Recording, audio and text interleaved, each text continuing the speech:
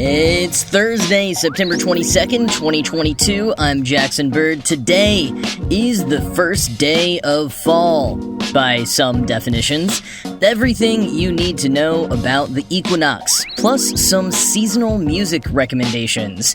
An app that you can only use when your phone's battery is less than 5%, and why Queen Elizabeth II and other royal family members are buried in lead-lined coffins. Here's some cool stuff for your ride home. Today is officially the first day of fall, at least astronomically speaking, and in the northern hemisphere. Today is the first day of spring in the southern hemisphere, and when you celebrate the equinox could actually be today or tomorrow, based on what time zone you're in around the world.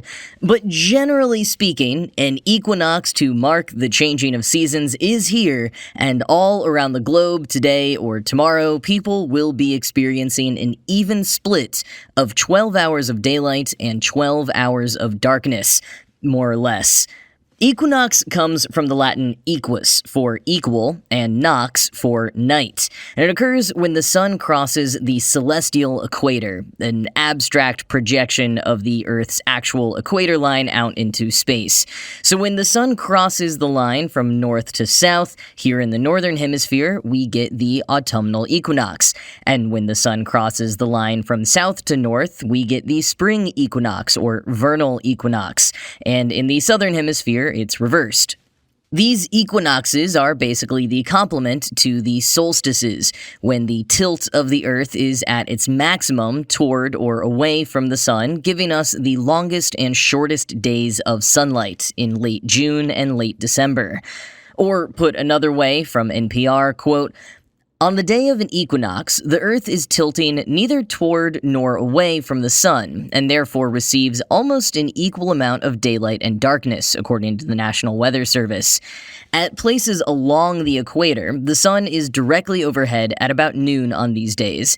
Day and night appear to be equal due to the bending of the sun's rays, which makes the sun appear above the horizon when it's actually below it. During an equinox, days are slightly longer in places with higher latitudes. At the equator, daylight may last for about 12 hours and 7 minutes, but at a place with 60 degrees of latitude, such as the North Pole, a day is about 12 hours and 16 minutes, end quote. So yeah, not exactly 12 hours of daylight and 12 hours of darkness, and not even all around the world.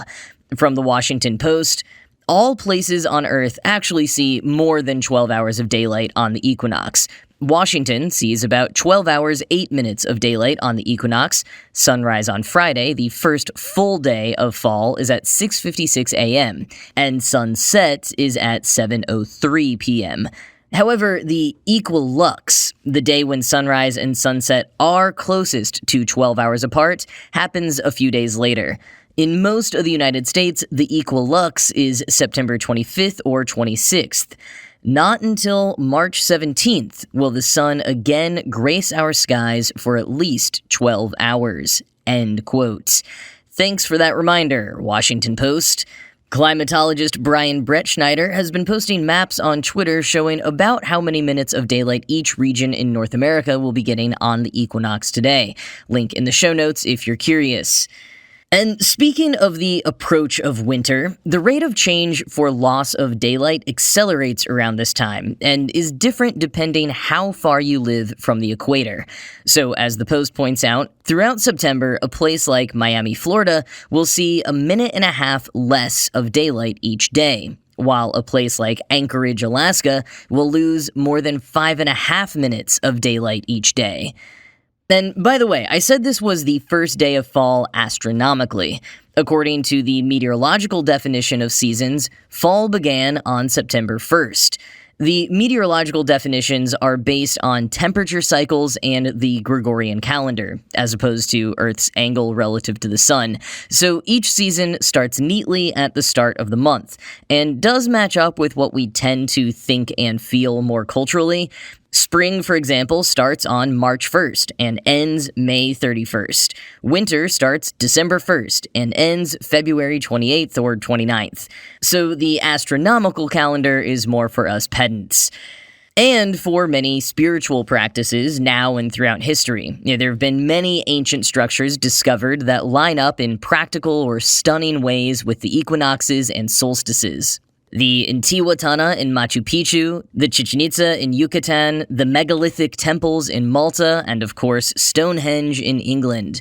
And autumn festivals around the harvest moon and the equinox are common as well, like the Mid-Autumn Festival in Chinese and Vietnamese communities.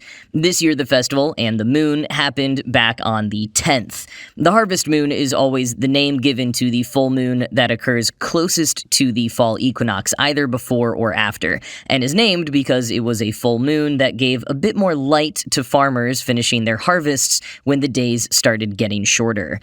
Now, especially as someone who grew up in a part of the world where the changing of the seasons was less evident, I find all observations and celebrations of them endlessly fascinating. It's cool to get in touch with the natural world and to learn about how our ancestors celebrated these times.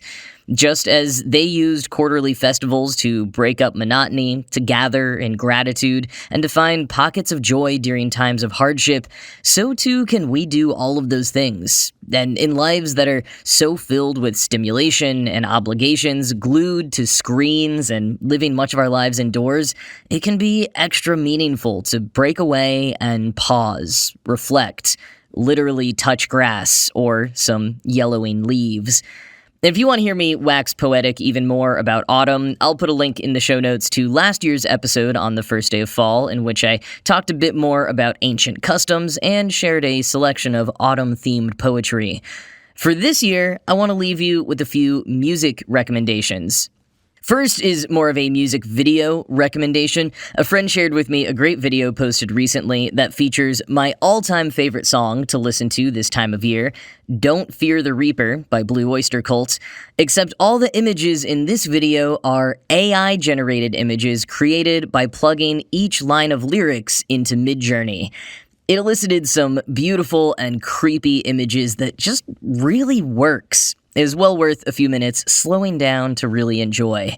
And if you want more tunes, Matthew Perpetua, longtime music blogger, like OG blogger crowd, his Flux blog started in 2002, put out a nearly 7-hour-long playlist called This Was Autumn 1991. He describes it as a flashback to the Q4 that changed everything. In his newsletter, he further wrote, quote, "This is a pivotal moment in music history, particularly for rock music, as several game-changing blockbusters all hit around the same time. This isn't a full picture of the musical revolution of the early 90s. Garth Brooks hit a little earlier, and I can't feature him because he's not on streaming. Mariah Carey broke a year prior and was hitting her stride in 91, and a sea change for rap would happen around Dr. Dre's The Chronic and the Wu-Tang Clan's debut in 1993. But still, this is a clear pivot point, and in this playlist, you can hear the aesthetics of the 90s really click in." End quote. The epic playlist kicks off with Nirvana's Smells Like Teen Spirit and ends with Mark Cohn's Walkin' in Memphis. In between, you've got Superchunk, Pavement, The Pixies, Queen Latifah, Salt and Peppa, Marky Mark, Paula Abdul, Susie and the Banshees, Lenny Kravitz, NWA, Boyz II Men, Morrissey, and so much more. It is a pretty solid playlist. Perpetua's got links to listen on Spotify, Apple Music, and YouTube, all at the Flux blog link in the show notes. Definitely give Perpetua a follow on your platform of choice if you're into music. He drops enormous retrospective playlists on the regular and provides really good commentary to go along with them. Now, I don't claim to be as good or knowledgeable a curator as Perpetua, but I will also drop a link to what I call my Halloween Light playlist. There's some songs on there that you might put on more of a spooky October playlist, but for the most part, it is songs that I feel hit on the mood of fall. It's got some Echo and the Bunnymen, Donovan, the Rolling Stones, the Cranberries, the Smiths, the Yeah Yeah Yeahs, that sort of thing. And one more music rec, Weezer has been putting out seasonal albums all year long, and their latest, Autumn just dropped. Each album is stylized SZNZ for seasons, and this latest one is described as dance rock and inspired by, quote, indie sleaze sounds of the early to mid-aughts, end quote. Their winter EP will be out, of course, on the winter solstice.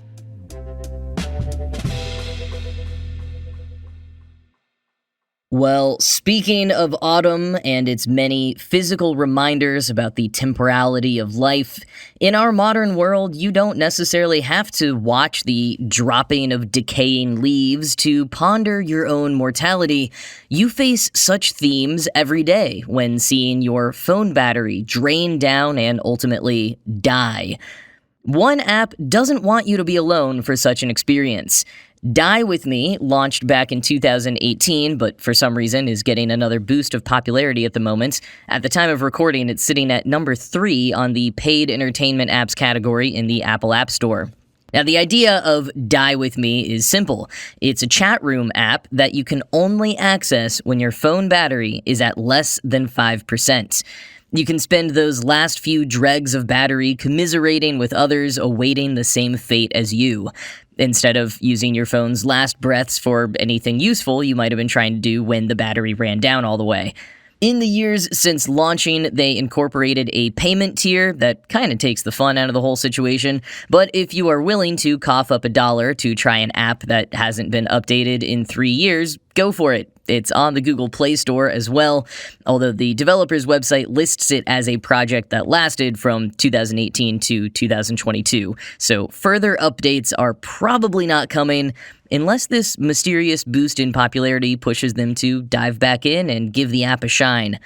Regardless, it is a pretty interesting concept, and an old Vice article about it led me to another sort of anti-tech-ish project by Chris Bolin, a website and eventually newsletter that is only accessible offline. Bolin started the initial website, just a page attached to his main personal site, back in 2017, and then expanded it out to the Disconnect newsletter. Now, while you need to be online to initially type in the URLs of the sites, once you're there, the website prompts you to turn off your Wi-Fi, and you cannot see the rest of the website content until you do so. The newsletter hasn't been updated since 2019, but the content is still up there for you to read once you turn off your Wi-Fi. Bolin told Vice in 2017 that the sites work because your browser has the ability to notify a web page when something like going on or offline happens. Quote, basically, a lot of browser innovation has gone into supporting what's called offline first, usually mobile devices that have shaky internet connections. So I decided to turn it on its head and create an offline only page, end quote. As for his point in making the website, apart from it being a kind of cool trick, Bolin wrote on the main site, quote, to maintain a constant connection to the internet is to maintain a constant connection to interruptions, both external and internal. It's the internal distractions that are truly pernicious. You can mute Twitter notifications and log off from Slack, but how do you stop your own mind from derailing you? What if certain content required us to disconnect? What if readers had access to that glorious focus that makes devouring a novel for hours at a time so satisfying? What if creators could pair that with the power of modern devices? Our phones and laptops are amazing platforms for inventive content. If only we could harness our own attention. How many articles have you left half-read because you chased a shiny underlined link?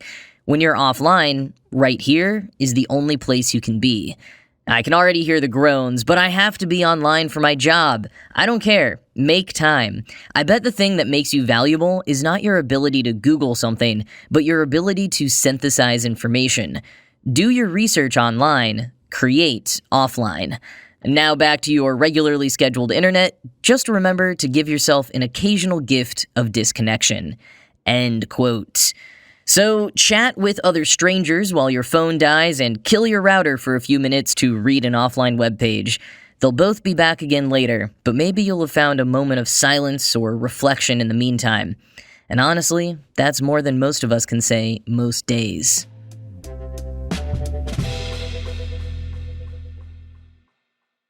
I guess I'm on a bit of a mortality kick today because the last segment I've got for you is about Queen Elizabeth II's coffin and other royal corpses of yore. Specifically, why it is that so many members of the British royal family had coffins lined with lead. Is it so no one can ever dig them up? Like Shakespeare, whose gravestone's epitaph literally reads, "Cursed be he that moves my bones," because the playwright was so worried about grave robbers. Or perhaps the lead-lined coffins are so that the undead royals themselves can't escape. The truth is a bit more mundane, but one potentially contributing fact of history that I'll get to is pretty horrific. So like other fancy people, Queen Elizabeth will be interred above ground. In her case, her coffin was entombed in a vault in Windsor Castle alongside her parents, sister, and husband.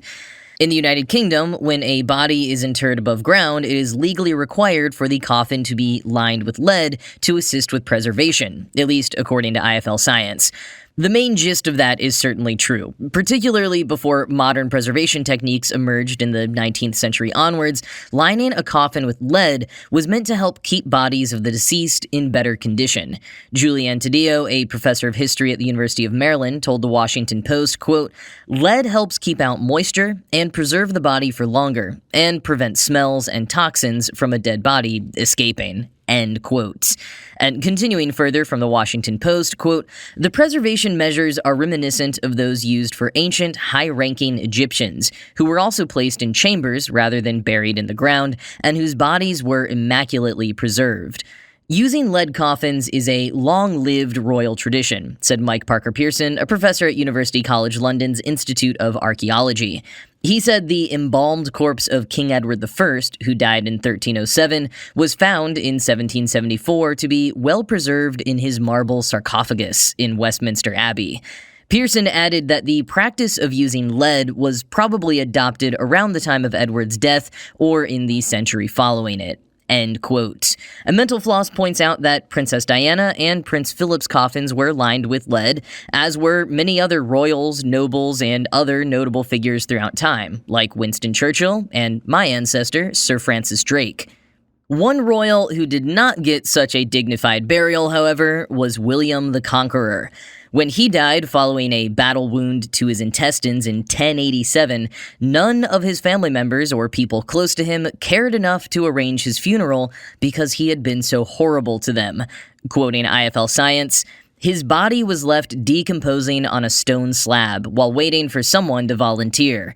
Eventually, a knight did take it upon himself and transported the body a full 112 kilometers or 70 miles to Caen to be buried, as the body continued to decompose. The king, no longer occupied with matters of rule, now whiled away the hours by accumulating gas through decomposition. Upon arrival, a fire in the city warmed the corpse up some more and kept those gases expanding. By the day of the funeral, it was too bloated to fit into the sarcophagus.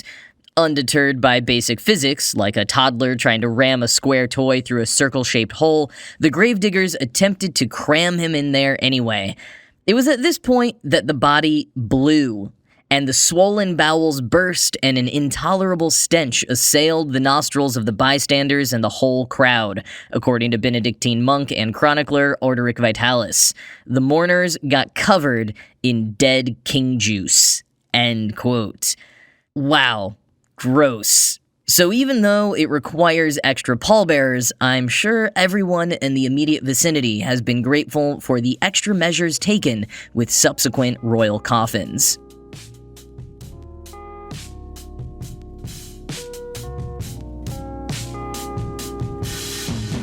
Well, alright, that is going to be it from me for today. This show was produced by Ride Home Media. I'm Jackson Bird, and I will talk to you again tomorrow.